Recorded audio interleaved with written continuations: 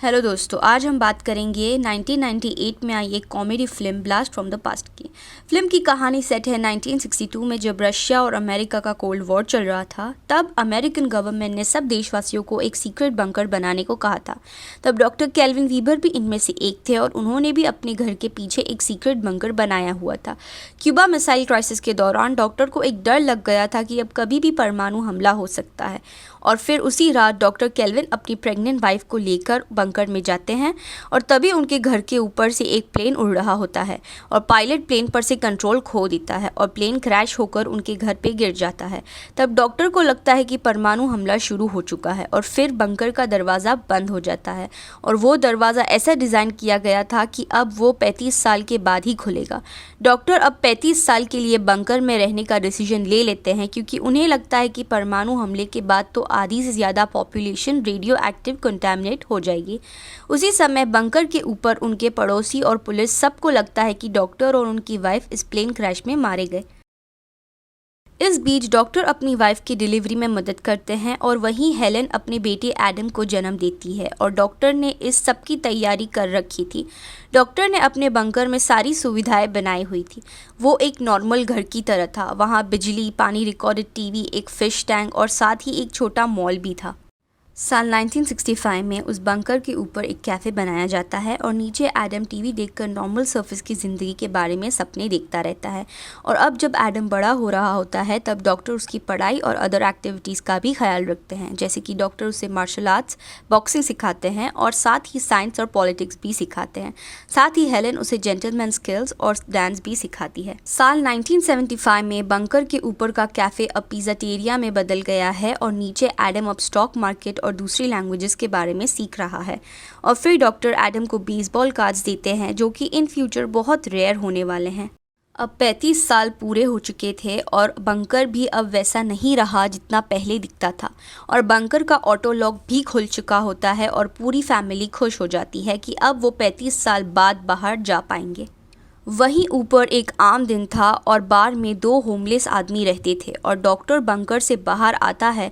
थोड़ी हलचल होती है, दोनों को लगता है कि भूकंप आया है, और डॉक्टर रेडिएशन सूट में बाहर आता है और उसको देखकर होमलेस आदमी बेहोश हो जाते हैं। और बाहर आने पर डॉक्टर देखता है कि उसका घर अब एक बार बन चुका है।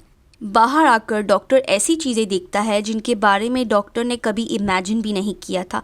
बाहर बहुत से लोग से बहुत सारे सवाल पूछते हैं और में घबराकर वापस बंकर चला जाता है और जाकर फैमिली को बताता है कि अभी बाहर जाना सेफ नहीं है और हमें अभी बंकर में ही रहना चाहिए। ये सुन के हेलेन गुस्सा हो जाती है और वो अब बंकर में नहीं रहना चाहती, और तभी डॉक्टर को हार्ट अटैक आ जाता है और अब उनका सारा सामान भी ख़त्म हो चुका होता है, और हेलेन एडम को ऊपर भेजकर सामान मंगवाने का फैसला करती है। अब एडम पैकिंग करके ऊपर जाने की तैयारी करता है और डॉक्टर एडम को बोलते हैं कि भूल कर भी अडल्ट बुक स्टोर के पास ना जाए, क्योंकि वहाँ जहरीली गैस निकलती है। बाहर आकर एडम पहली बार आसमान देखकर बहुत खुश हो जाता है, और थोड़ी आगे जाके वो एक अडल्ट बुक स्टोर देखता है और वहाँ से सबको भगाने लगता है, क्योंकि उसको लगता है कि वहाँ जहरीली गैस निकलती है। बाहर वो अजीब अजीब बातें करता है जिससे लोग उसे पागल समझते हैं। फिर वो एक स्टोर में पहुँचता है और वहाँ रुकने के बाद उसे याद आता है कि वो अपने घर का रास्ता भूल चुका है, और फिर वो उस बार को ढूंढने की कोशिश करता है जिसके नीचे उनका बंकर था, पर वो नहीं मिलता। वो अब शहर में गुम गया है और उसके पैसे भी ख़त्म हो गए हैं। तब वो डिसाइड करता है कि अपने डैड के दिए हुए बेसबॉल कार्ड बेच देगा। कार्ड देखकर शॉप ओनर बहुत खुश हो जाता है, क्योंकि एडम को उन कार्ड्स की असली कीमत नहीं पता होती है, और वो कार्ड्स को $500 में बेच देता है। और तभी वहाँ शॉप असिस्टेंट ईवा आती है और ईवा एडम को बताती है कि उस कार्ड $500 के नहीं बल्कि हर कार्ड $6000 के हैं। इससे एडम ईवा को पसंद करने लगता है और फिर ईवा एडम को बाहर ले जाती है और अपनी जॉब छोड़ देती है। और यहाँ एडम ईवा को झूठ बोलता है कि वो अलास्का से आया है और उसके लिए पैसों की कोई वैल्यू नहीं है, और इसीलिए एडम ईवा को 2 कार्ड के बदले उसकी माँ के बताए हुए होटल तक चलने को बोलता है। नेक्स्ट डे ईवा एडम को कार्ड वापस कर देती है और उसको जाने को बोलती है, बट एडम उसे बोलता है कि अगर वो 2 हफ्ते तक शॉपिंग में उसकी मदद करेगी तो एडम उसे हर हफ्ते $2 देगा। हर दिन दोनों मिलकर शॉपिंग करते हैं, क्योंकि एडम को 2 साल के लिए सामान लेना था, और फिर एडम ईवा को उसके लिए वाइफ ढूंढने को बोलता है और कहता है कि लड़की कैलिफोर्निया की होनी चाहिए क्योंकि उसकी माँ के मुताबिक वहाँ की लड़कियाँ अभी म्यूटेट नहीं हुई हैं।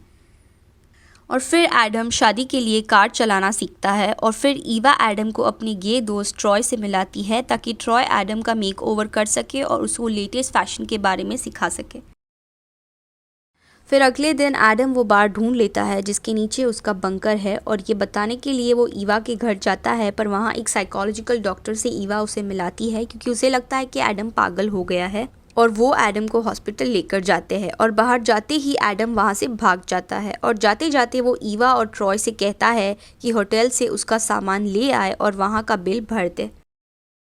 फिर एडम अपने बंकर पहुंच जाता है और 2 हफ्ते के बाद अपने बच्चे से मिलकर डॉक्टर और हेलेन बहुत खुश हो जाते हैं और एडम के साथ वो होमलेस आदमी भी आता है जो कि सामान उतारने में उसकी मदद करता है। इससे पहले कि हॉस्पिटल वाले उसे पकड़े वो बाकी लोगों के साथ मिलकर सामान अनलोड करता है और वहीं दूसरी तरफ ईवा और ट्रॉय एडम के होटल रूम में पहुंचते हैं और वहां जाने के बाद उन्हें पता चलता है कि एडम पागल नहीं है बल्कि वो सच बोल रहा था। वहीं ट्रॉय को एडम के सामान में IMB का स्टॉक टिकट मिलती है जिनकी वैल्यू आज के समय में $1 मिलियन की है और तब उन्हें रियलाइज़ होता है कि एडम सच में सच बोल रहा था। फिर दोनों मिलकर उन सभी जगह पे जाते हैं जहां एडम गया था, पर बहुत कोशिशों के बाद भी वो एडम को नहीं ढूंढ पाते।